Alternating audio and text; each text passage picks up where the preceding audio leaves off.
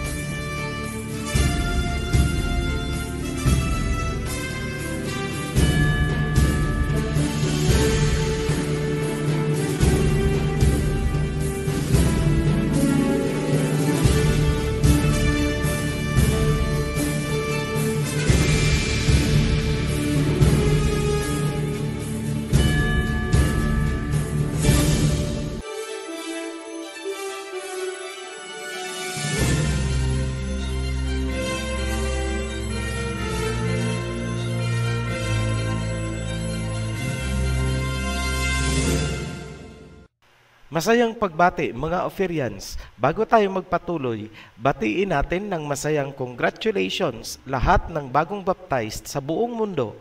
Welcome to the Covenant. Saglit po nating i-interrupt ang tumatakbong series ng Gog and Magog para maisingit itong topic tungkol sa issue ng Trinity at Oneness. May natanggap tayong comment, bakit daw tayo sumusunod sa Trinity Doctrine? Minabuti nating harapin at sagutin ang issue. Klaruhin muna natin kung ano ang Trinity. Ayon sa mga Trinitarians, mayroong tatlong persona, Ama, Anak, at Espiritu, kaya Trinity. Ang tatlong yan ay iisa lamang at tinawag nilang God. Ang Trinitarian doctrine ay nagmula sa expansion ng Nicene Creed noong AD 381. As opposed to Trinitarian doctrine, itinuturo naman ng Oneness Pentecostals ang oneness kung kaya ang baptism nila ay sa pangalan lamang ng Misaya. Tinanggal nila ang Ama at Holy Spirit. Ano ang totoo? Trinity, oneness, or duality? Yan ang tatalakayin natin gamit ang guide questions para malinaw. Number 1, ang persona ba ng Ama at ng Anak ay iisa lamang o hiwalay? Number 2, ano ang Spirit at meron ba itong persona gaya ng Ama at Anak? Number 3, paano ang tamang proclamation sa bautismo? Simulan na natin ang guide question number 1. Ang persona ba ng Ama at Anak ay isa o magkahiwalay? Bibigyan namin kayo ng konting verses na magpapatunay na iba ang persona ng Ama, iba ang persona ng Anak. Number 1, ipinadala ng Ama ang Anak bilang tagapagligtas. 1 John chapter 4 verse 14. And we have seen and testify that the Father has sent His Son to be the Savior of the world. Number 2, pumunta ang Anak upang ipakilala ang kanyang Ama. John chapter 17 verse 6. I have revealed you to those whom you gave me out of the world. They were yours, you gave them to me, and they have obeyed your word. Number 3, ang bitbit ng Anak pagparito ay ang salita ng Ama. Anyone who does not love me will not obey my teaching. These words you hear are not my own. They belong to the Father who sent me. John 14:24. Number 4, Sinabi ng Mesaya, pupunta siya sa Ama na mas makapangyarihan kaysa kanya. John 14:28. You heard me say, I am going away and I am coming back to you. If you loved me, you would be glad that I am going to the Father, for the Father is greater than I. Number 5. Sa oras ng kapighatian, tumawag ang anak sa ama. Abba, Father, he said, everything is possible for you. Take this cup from me, yet not what I will, but what you will. Mark chapter 14, verse 36. Number 6. Bago nalagutan ng hininga, sinabi ng anak, sa mga kamay mo, Ama, ibinibigay ko ang aking spirit. Luke chapter 23, verse 46. Father, into your hands I commit my spirit. When he had said this, he breathed his last. Ito ang analysis. Maliwanag, iba ang persona ng Ama at ng Mesaya. Ang Ama ay Ama, ang Anak ay Anak. OHC, paano naman itong mga salita ng Mesaya? Number 1, ako at ang Ama ay isa.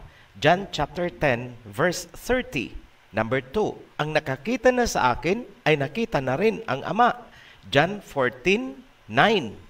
Number 3, kung ako ay inyong kilala, kilala nyo na rin ang Ama. John 14:7. Nangangamba kami na noong word for word naming kinoquote ang verses na yan, ay baka iba ang pakaintindi nyo sa mensahe namin. Linawin natin, straightforward, hindi po tungkol sa persona ng Ama ang sinabi ng Mesaya na ako at ang Ama ay isa. Ganon din, yung ang nakakita sa akin ay nakita na rin ang Ama. Hindi po yan literal at hindi yan tungkol sa persona ng Ama. Himayin natin ang John chapter 14, verse 5. Thomas said to him, Yahawashai, we don't know where you are going, so how can we know the way? Tagalog, sinabi ni Thomas, Yahawashai, hindi namin alam kung saan ka pupunta, paano namin malalaman ang daan? Verse 6, Yahawashai answered, I am the way, the truth, and the life. No one comes to the Father except through me. If you really know me, you will know my Father as well. From now on, you do know Him and have seen Him. Sumagot ang Mesaya, ako ang daan, ang katotohanan at ang buhay. Walang makakapunta sa Ama kung hindi sa pamamagitan ko. Kung ako nga'y inyong nakikilala, kilala nyo na rin ang Ama. Mula ngayon, kilala nyo na at nakita nyo na siya. Hindi po ang persona ng Ama ang tinutukoy ng Mesaya sa salitang, ang nakakilala sa Kanya ay nakakilala na rin sa Ama. Ang bottom line ay wala talagang nakakakilala o nakakaalam sa pinakamalalim na sekreto ng Ama at Anak, kundi silang dalawa lamang. Nasusulat, no one knows the Father except the Son, and no one knows the Son except the Father. Kontrahan? Hindi po. Walang conflict kung uunawain ng tama ang sinabing, ang nakakilala sa Kanya ay nakakilala na rin sa Ama. May dapat pansinin sa sagot ni Philip. Verse 8, Philip said, Yahawashai, show us the Father, and that will be enough for us. Yahawashai, ipakita mo o iharap mo sa amin ang Ama, sapat na yon para sa amin. Kapansin-pansin sa salita ni Philip ang kawalan ng tiwala sa salita ng Mesaya. Kung kaya, hiniling niya na iharap din ang Ama at sapat na yon bilang katibayan. Verse 9, Yahawashai answered, Don't you know me, Philip? Even after I have been among you such a long time, anyone who has seen me has seen the Father. How can you say, show us the Father? Sumagot si Yahawashai, hindi mo pa rin ba ako kilala, Philip? Sa tagal ng panahon na tayo ay magkakasama, ang sino mang nakita ako ay nakita na rin ang Ama. Paano mo sasabihing ipakita sa inyo ang Ama? Ngayon, Pansinin niyong mabuti ang karugtong na salita ng Mesaya. Verse 10, "Don't you believe that I am in the Father, and that the Father is in me? The words I say to you, I do not speak on my own authority. Rather, it is the Father living in me who is doing His work." Hindi ba kayo naniniwala na ako ay nasa Ama at ang Ama ay nasa akin? Ang mga salita na sinabi ko sa inyo ay hindi galing sa sarili kong authority, kundi sa Ama. Ayun, authority ng Mesaya bilang sugo ng Ama ang pinag-uusapan nila, hindi po ang persona ng Ama. Alam ng mga apostoles na iba ang Ama, iba ang Anak, kaya nga hinihiling nila na iharap din ang Ama bilang katunayan na totoo ang mga sinasabi ng Mesaya. Gusto nilang masiguro na ang authority na meron ang Mesaya ay galing nga sa Ama. Kaya nga, ang sagot ng Mesaya ay, "Ako ay nasa Ama at ang Ama ay nasa akin." Declaration of authority. Ang nakakita sa akin ay nakita na rin ang Ama. Authenticity of authority. Ako at ang Ama ay isa. Shared authority. So with finality, bilang sagot sa unang guide question, ibang persona ang Ama, iba ang Anak, ngunit iisa sila sa aspeto ng authority na ibinigay ng Ama sa Mesaya bilang sugo. Ang natalakay natin ay aspeto ng authority pa lamang. Meron pang ibang aspeto kung saan ang Ama at ang Anak ay isa. Tumuloy tayo sa guide question number 2. Ano ang Holy Spirit at meron ba itong persona gaya ng Ama at Anak? May i-reveal kami sa inyo. Maliit na bagay, ngunit mahalaga. Ito ay kunting idea na tinatawag sa academe na quantum physics. Pakinggan nyo, ang tao ay nagsasalita at nag-uusap, hindi ba? Yes. Ngunit, alam nyo bang ang naririnig ng inyong tenga ay ang tunog lamang ng salita at hindi ang mismong salita? Ulitin ko, ang naririnig ng tenga ay tunog lamang ng salita at hindi ang mismong salita. Ang nakakarinig ng salita ay hindi ang tenga, kundi ang diwa. Iba ang tunog na naririnig ng tenga, iba ang mismong salita na naririnig ng diwa. Ang tunog ay para sa tenga, ang salita ay para sa diwa. Malalim? Ito, para maunawaan nyo. Maniniwala ba kayo na ang isang pipi ay nagsasalita, ngunit hindi niya lang malagyan ng tunog para marinig ng tenga? Ang kanyang salita ay maririnig ng ating diwa kahit walang tunog kung idadaan sa sign language or panulat. Yan ay isang patunay na ang tunog ng salita na naririnig ng ating tenga ay tunog lamang na nagmumula sa lalamunan at bibig ng pisikal na katawan.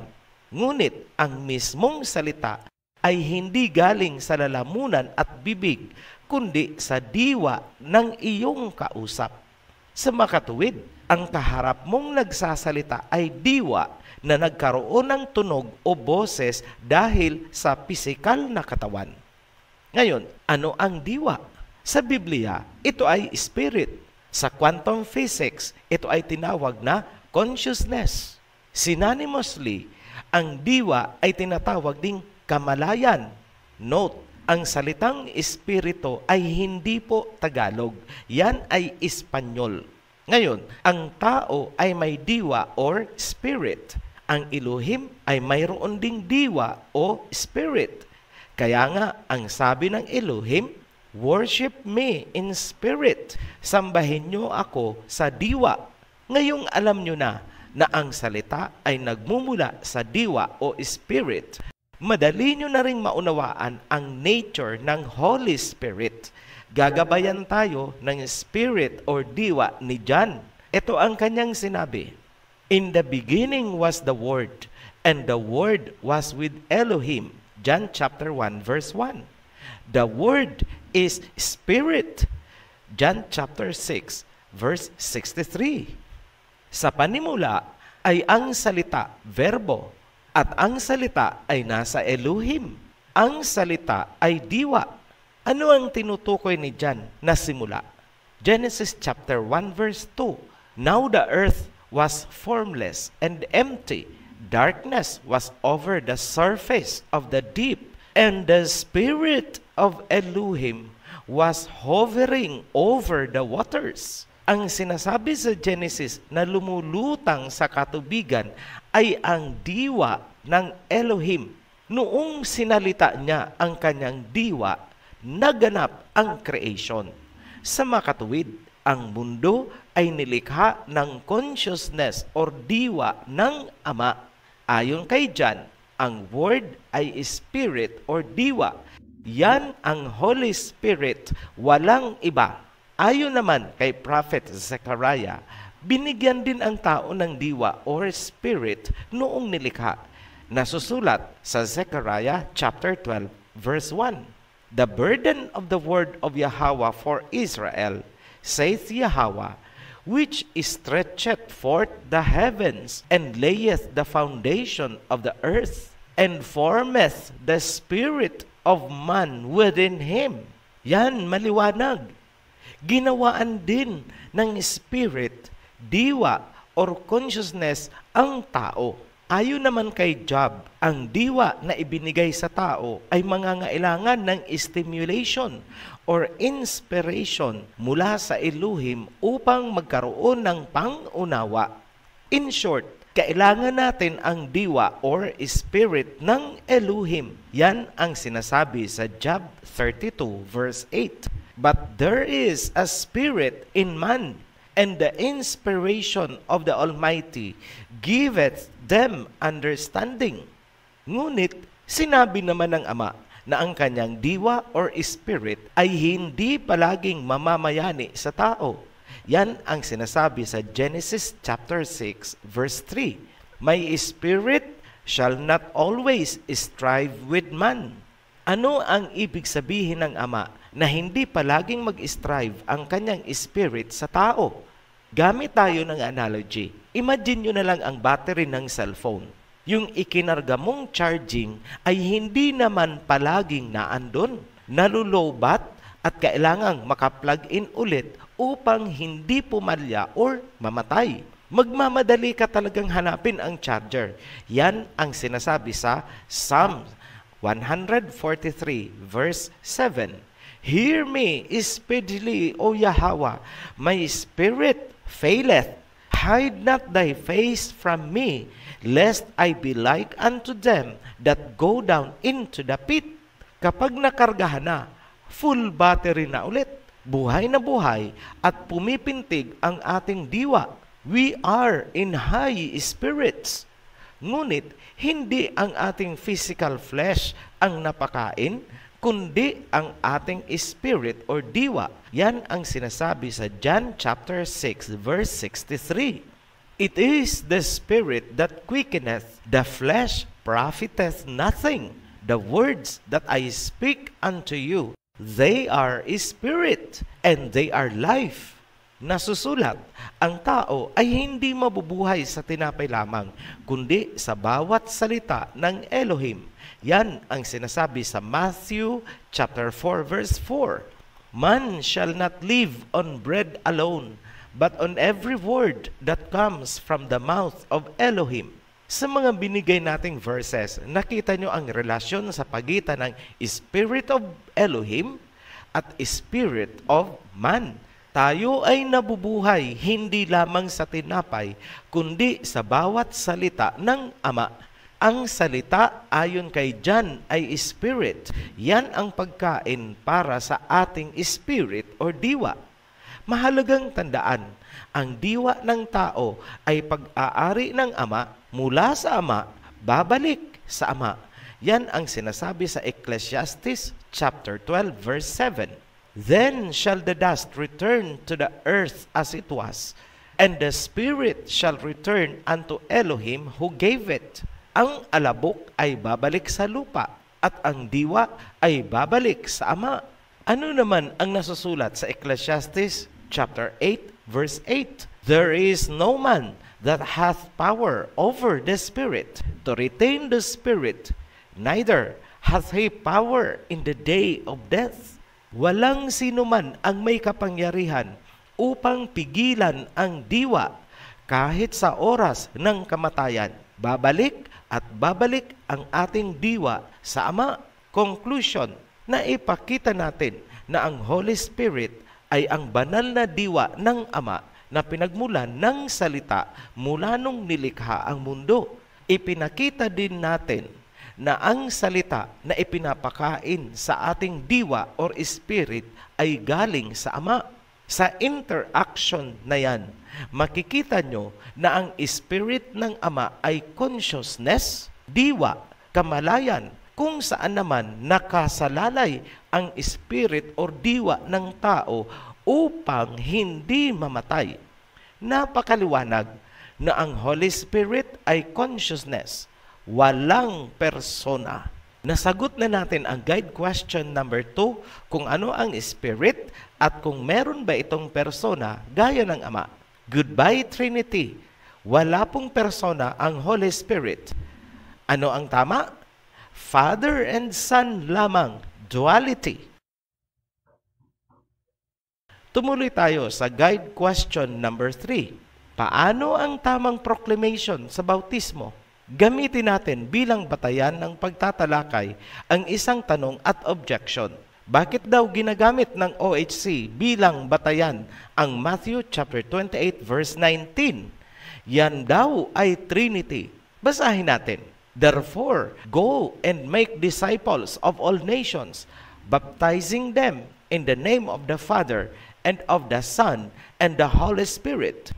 Ito ang sagot ng OHC. Nailahad na namin na ang Spirit ay hindi pangatlong persona dahil wala po itong persona. Aralin nyo muna ang nature ng Holy Spirit bago kayo magbilang ng magbilang. You are counting the trees without seeing the forest. Pangalawang objection, inamin daw mismo ng Catholic Encyclopedia na pinalitan ng Roman Catholic Church ang kanilang baptism formula mula sa oneness at ginawang Father, Son, and Holy Spirit. Basahin natin ang nilalaman. The baptismal formula was changed from the name to the words Father, Son, and Holy Spirit by the Catholic Church in the 2nd century. Catholic Encyclopedia, Volume 2, page 263. Ito ang sagot namin. Ano naman ang epekto sa Matthew 28:19 kung 100 times magpalit ang church ng kanilang formula? Kung buhay si Matthew, ito ang sasabihin niya sa inyo. Walang pakialam ang sinulat ko sa formula ng church. Hindi nyo pa rin makuha ang ibig naming sabihin?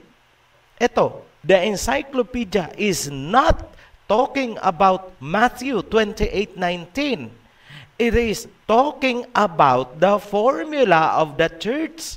Ang nasusulat sa encyclopedia ay hindi tungkol sa Matthew 28:19, kundi tungkol sa formula ng church. Marunong ba kayong umintindi ng binabasa nyo? Subject and predicate lang po yan. Bumalik sa theme writing, grade 5, if I remember it right. Ngayon, total nagpapapansin kayo sa amin. Papansinin namin kayo. Malaki ang problema nyo sa paglaglag nyo sa pangalan ng Ama at Holy Spirit. Simulan natin sa bautismo ng Mesaya. Makinig kayong mabuti, mga oneness. Hindi nyo kailangan ang theology, exegesis, at hermeneutics. All you need is just a little common sense.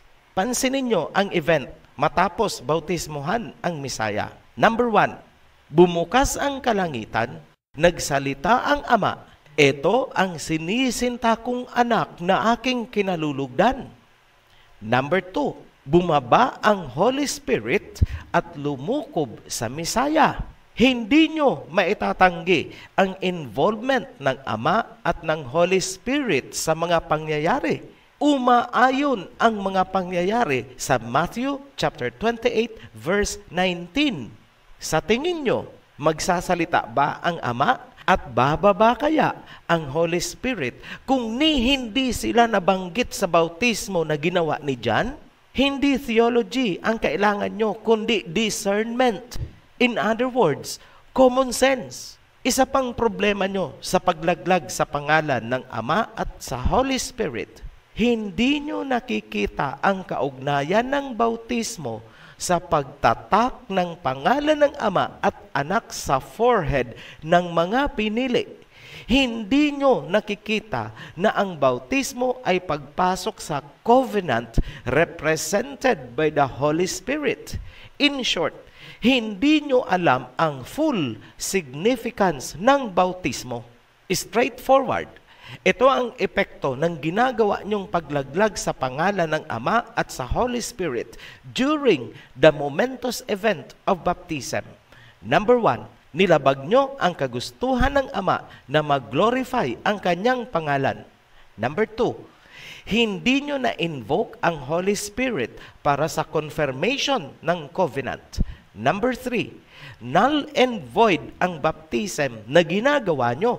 To conclude this video, ito ang paninindigan ng OHC.